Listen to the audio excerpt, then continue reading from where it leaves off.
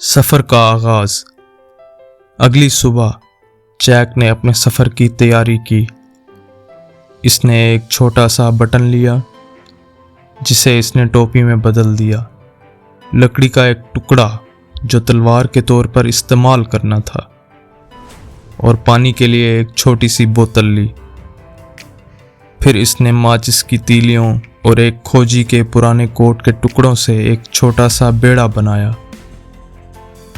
یہ کوئی شاندار کھوجی جہاز نہیں تھا، لیکن جیک کے لیے یہ بہترین تھا۔ تم کیا کر رہے ہو؟ جیک کی بہن نے پوچھا، جو اسے تیاریاں کرتے دیکھ رہی تھی۔ میں بلیک ٹیل جزیرے پر خزانہ ڈھونڈنے جا رہا ہوں، جیک نے نقشہ لہراتے ہوئے فخر سے کہا۔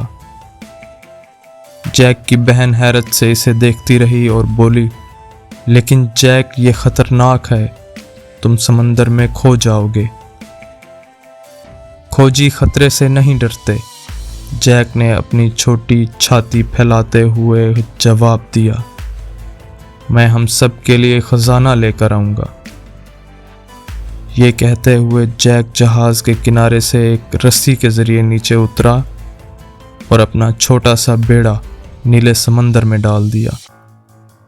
اس صبح سمندر پرسکون تھا اور جیک ایک حقیقی کھوجی کپتان کی طرح محسوس کر رہا تھا۔ اس کی بٹن والی ٹوپی فخر سے اس کے سر پر سجی ہوئی تھی۔